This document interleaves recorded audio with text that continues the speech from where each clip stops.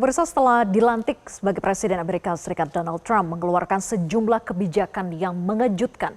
Di antaranya keluar dari Organisasi Kesehatan Dunia WHO dan membuka kembali operasi TikTok di Amerika Serikat.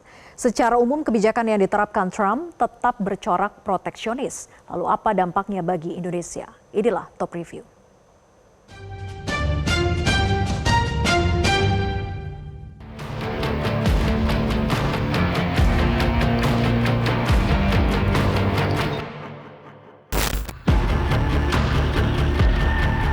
Hari Senin waktu Amerika Serikat atau Selasa dini hari waktu Indonesia, acara sakral pelantikan Presiden Donald Trump digelar. Biasanya pelantikan presiden dilakukan di West Front Capitol yang memungkinkan banyak orang menyaksikan.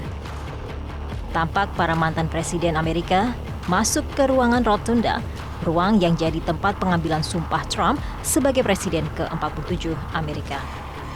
Tampak Bill Clinton masuk ke ruangan ditemani sang istri, Hillary Clinton. Setelahnya, masuk ke ruangan rotunda adalah Presiden ke-43 Amerika, George Bush.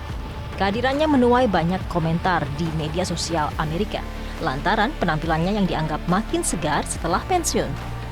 Barack Obama, Presiden ke-44 Amerika, turut hadir di hari pelantikan Donald Trump. Yang menarik, Barack Obama datang tanpa didampingi istrinya, Michelle Obama. Pelantikan Trump juga dihadiri miliuner dan pengusaha yang mendukungnya saat pemilu. Tampak sebagian besar pemimpin saham Magnificent Seven, julukan untuk 7 raksasa teknologi dunia yang mendominasi di pasar saham Amerika Serikat.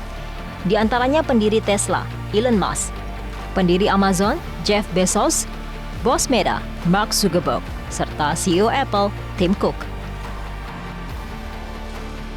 Donald Trump pun kemudian menyebutkan sumpah jabatan presiden yang ditetapkan dalam pasal Mahkamah Agung John Roberts yang mengambil sumpah Trump.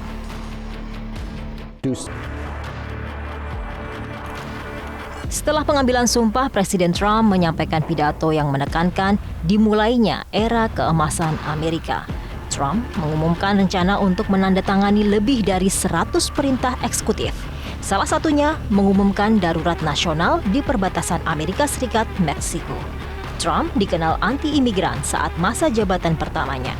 Kini Trump menunjuk pejabat anti-imigran sebagai Jaksa Agung, James McHenry, yang dikenal sebagai garis keras dalam masalah imigrasi. Selain itu, Trump ingin mengubah nama Teluk Meksiko jadi Teluk Amerika.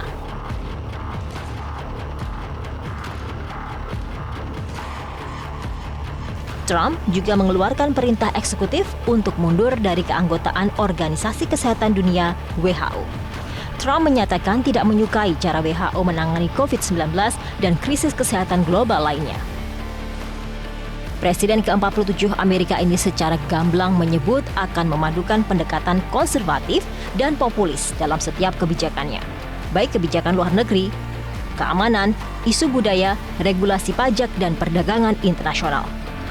Selain itu, kebijakan Trump yang dinilai mengejutkan ialah keinginannya menarik Amerika dari Organisasi Kesehatan Dunia atau WHO. Padahal Amerika adalah salah satu negara penyumbang terbesar WHO.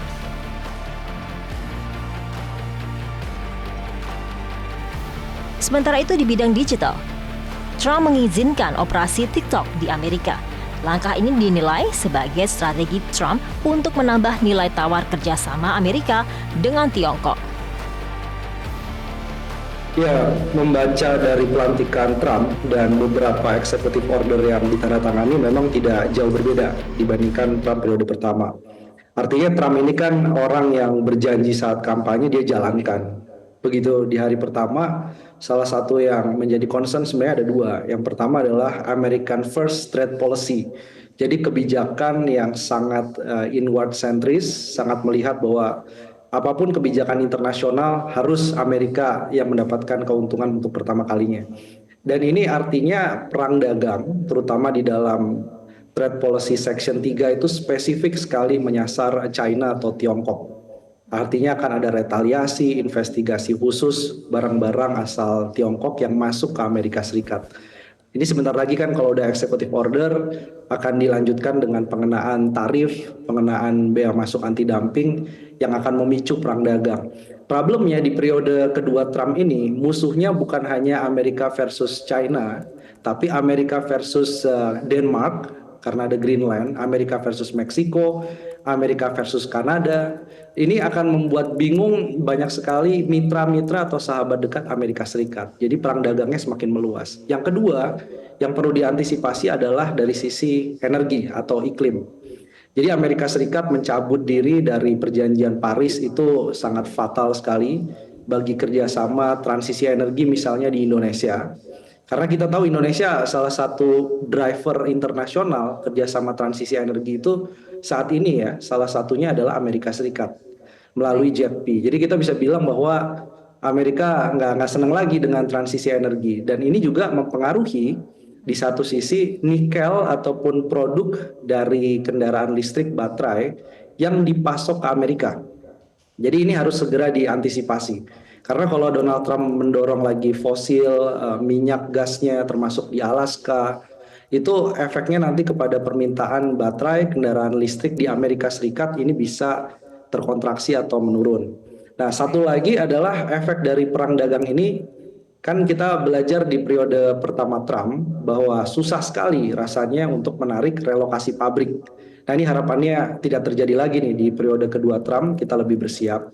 Tapi satu sisi yang lain, ketika Tiongkok sulit untuk masuk ke pasar Amerika karena banyak hambatan dagang, mereka akan mencari alternatif pasar. Nah, Indonesia ini 2024 saja, Januari sampai Desember, impor dari Tiongkok yang masuk ke Indonesia sudah naik 33%.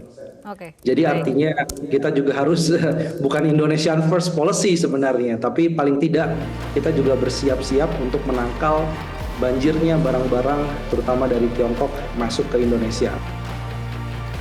Menteri Keuangan RI Sri Mulyani mengatakan, pelantikan Donald Trump sebagai Presiden Amerika Serikat akan berdampak bagi perekonomian Indonesia.